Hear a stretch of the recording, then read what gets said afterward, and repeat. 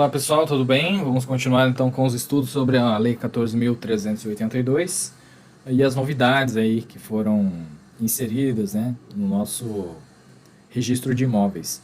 Então agora a gente vai falar sobre os atos de registro e atos de averbação, né, que é o núcleo da Lei de Registros Públicos, né, no tocante ao registro de imóveis. Então vamos ver o que alterou aqui. Não houve muitas alterações, mas é sempre importante, né, a gente atentar a esse artigo 167 aqui. Então o caput e os incisos permanecem iguais, né? Então no registro de imóveis, além da matrícula, serão feitos o registro. Aí os atos de registro estrito sensu, né? Vamos ver. O item 18 tinha a seguinte redação: dos contratos de promessa de venda, cessão ou promessa de cessão de unidades autônomas condominiais a que alude a Lei 4.591 de 64, quando a incorporação à instituição de condomínio se formalizar na vigência desta lei. E passou a dizer o seguinte, o item 18.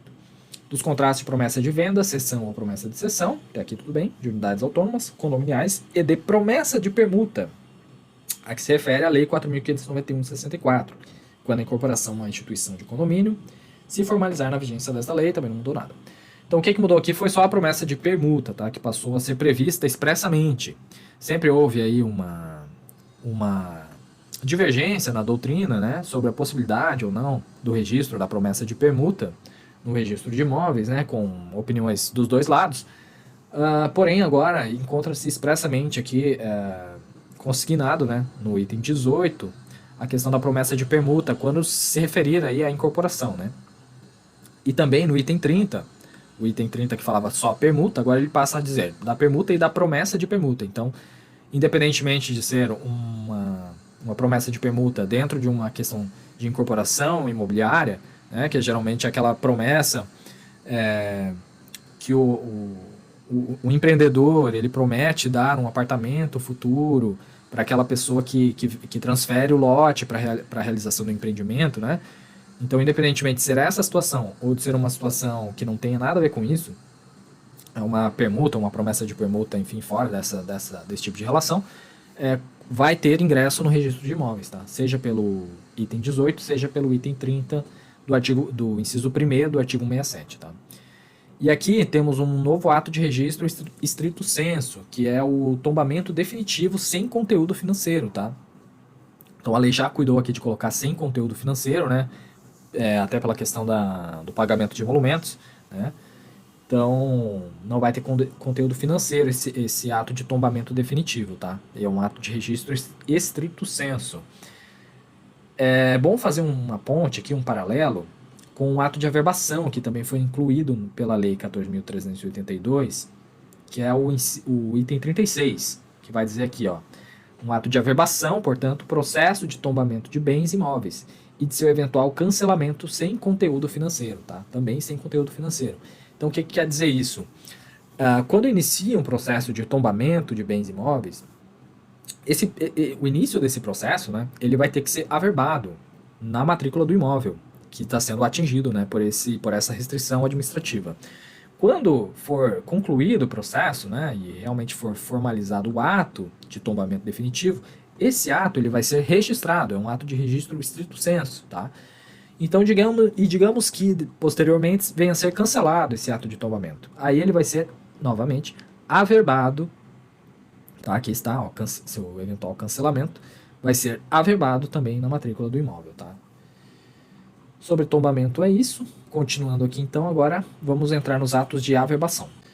No tocante aos atos de averbação, vamos ver aqui algumas alterações importantes.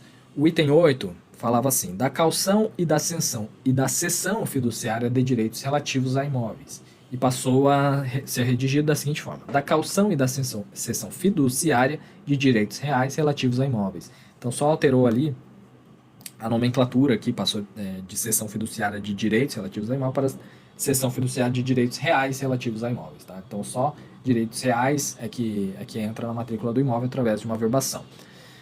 O item 21, também houve uma troca de nomenclatura aqui. Falava da cessão de crédito imobiliário e passou a dizer o seguinte, da cessão do crédito com garantia real sobre imóvel, ressalvado o disposto no item 35 deste inciso. Tá?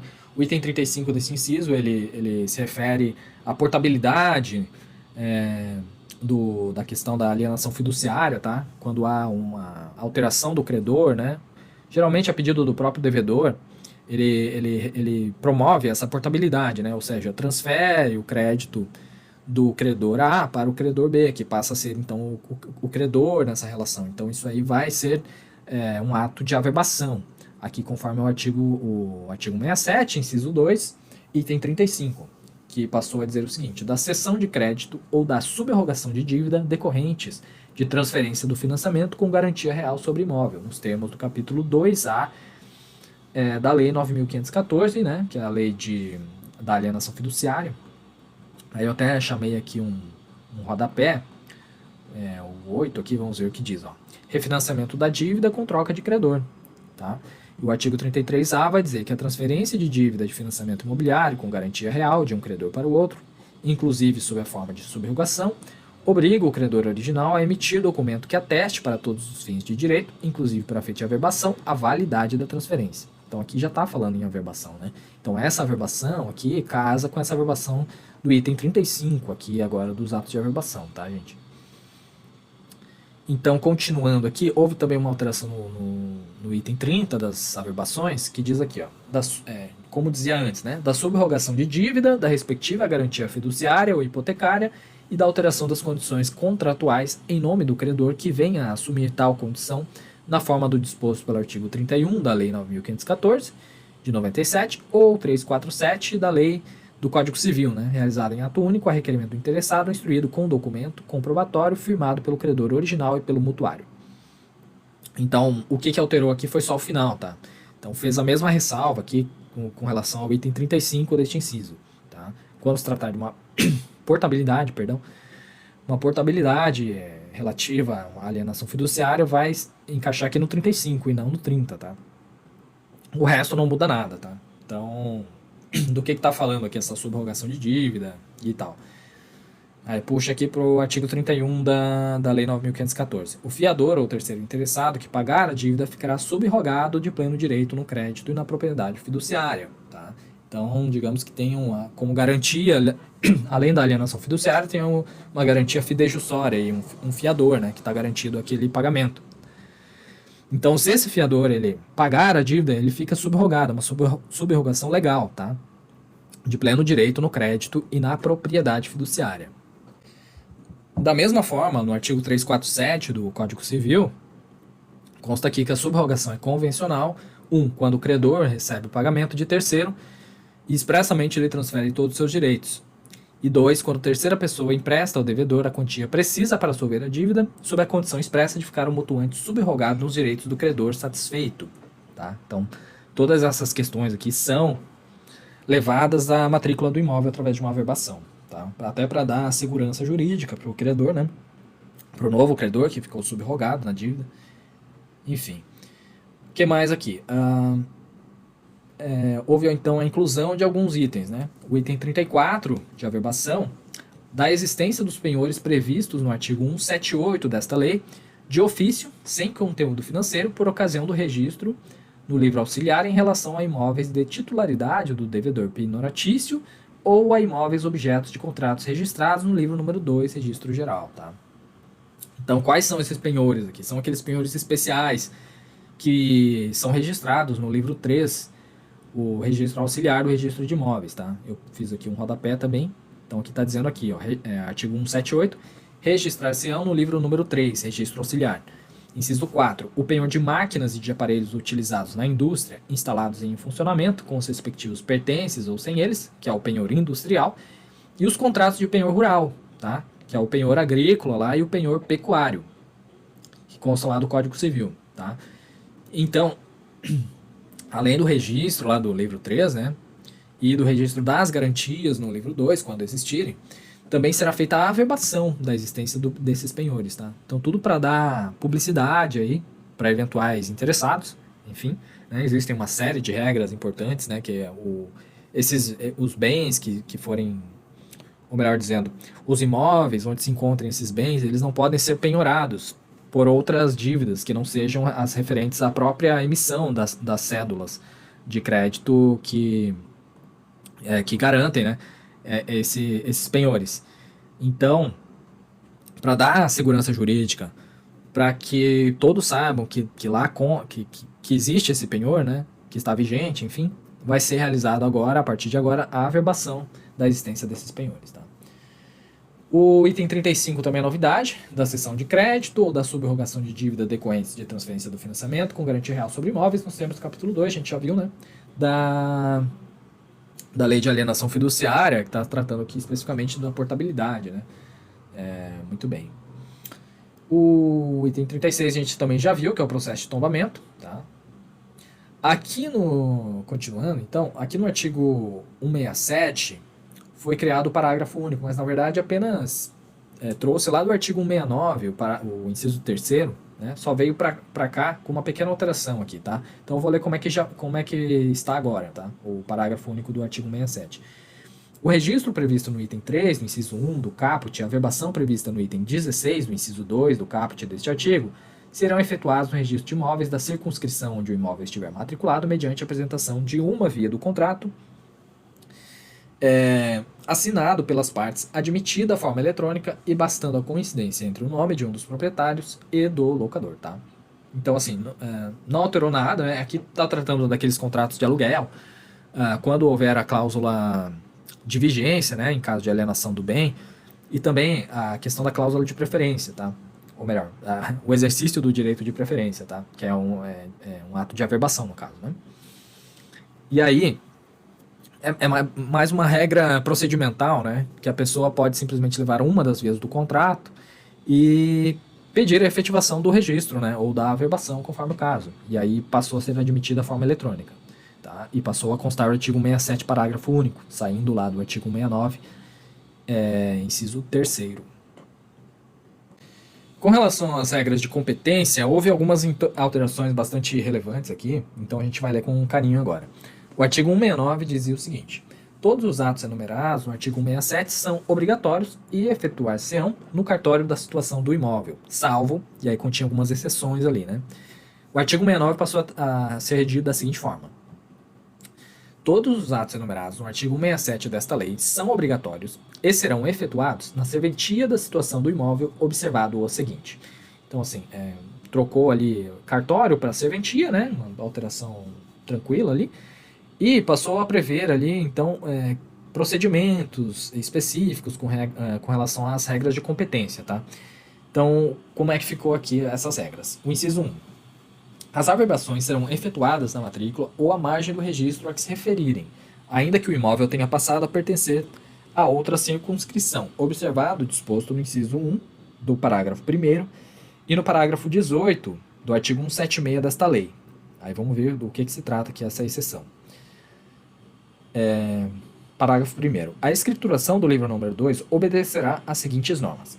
Cada imóvel terá matrícula própria, que será aberta por ocasião do primeiro ato de registro ou de averbação. Aqui que está o grande pulo do gato. Caso a transcrição possua todos os requisitos elencados para a abertura da matrícula. Tá?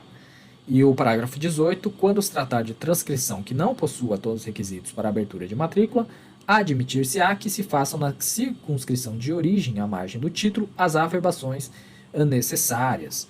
Então, né, se a transcrição ela contiver todos os requisitos para abertura de matrícula, essas averbações que forem realizadas a posteriori, elas poderão ensejar a abertura de matrícula, coisa que não ocorria, né, até então. Até então, o que ocorria? As matrículas eram abertas no primeiro ato de registro, tá? E agora passou, então, a ser possível a abertura no caso de averbação também, né? Mas desde que seja observado esse critério aí da transcrição estar completa e ela contiver todos os requisitos para abertura da matrícula, tá? O inciso 2. Para o imóvel situado em duas ou mais circunscrições, serão abertas matrículas em ambas as serventias dos registros públicos, tá? Então, chamando aqui para o 10, vide parágrafo 3º também, tá? Vide parágrafo 3º, então vamos dar uma olhadinha no parágrafo 3º.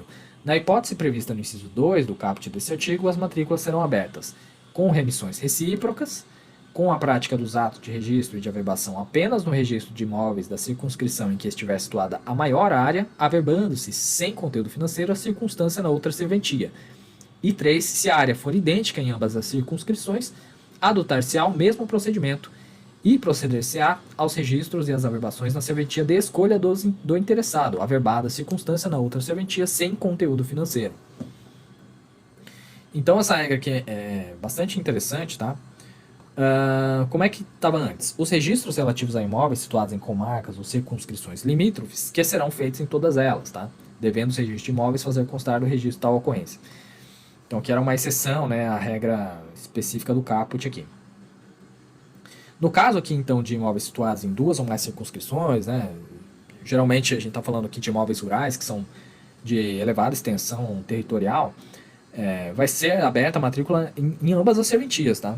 Aquelas serventias limítrofes ali, né, ou circunscrições limítrofes, será aberto, então, em ambas as serventias. Mas os atos serão registrados somente onde estiver localizado maior porção do imóvel, tá?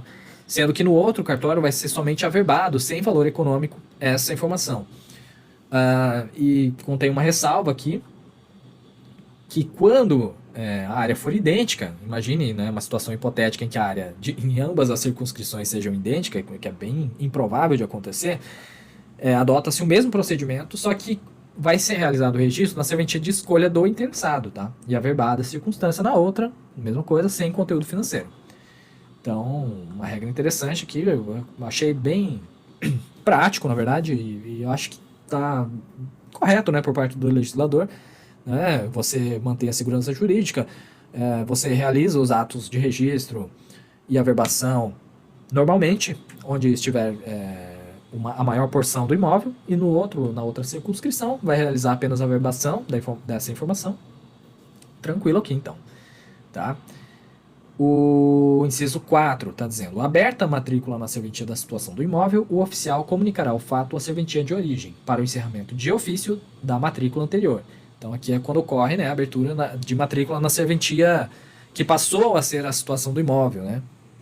Geralmente os cartórios aí, eles ocorre o que a gente chama de desdobro, né, o desdobramento, enfim, que um registro de imóveis passa a ser 2 registros de imóveis. Então essa nova circunscrição, quando for aberta a matrícula, o oficial precisa comunicar a serventia de origem para o encerramento da matrícula. Aí foram criados também alguns parágrafos no artigo 169.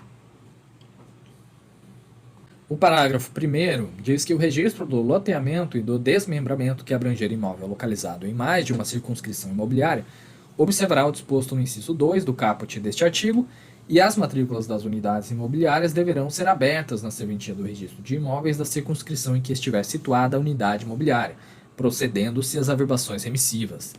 Tá? Então é uma regra específica aqui com relação aos loteamentos e desmembramentos, enfim, parcelamento do solo, né? Em que é muito comum, né, que a área ocupada por esse loteamento ela abranja mais de uma circunscrição. Tá? Então nesses casos aí vai proceder da mesma forma lá que a gente já viu, do parágrafo 3º, né? Só que os atos relativos a cada lote, né, e a própria abertura das matrículas filhas serão feitas na circunscrição em que estiver localizado, né, o lote. E aí todos os atos de registro serão efetuados lá, enfim, normal. E me parece aqui, pela leitura, que na matrícula mãe serão feitas as averbações, né? As averbações referentes a essas matrículas filhas. Parágrafo 2º diz que as informações relativas às alterações de denominação de logradouro e de numeração predial serão enviadas pelo município à serventia do registro de imóveis da circunscrição onde estiver situado o imóvel, por meio do CERP, e as informações de alteração de numeração predial poderão ser arquivadas para uso oportuno e a pedido do interessado. Então, uma regra interessante aqui, né? Os municípios terão que enviar essas informações por meio do CERP para o oficial fazer ali as devidas averbações, né, nas matrículas dos imóveis. É uma das hipóteses que ele pode fazer de ofício, inclusive. Muito bem, fazer uma pausa e já voltamos para a abertura de matrícula.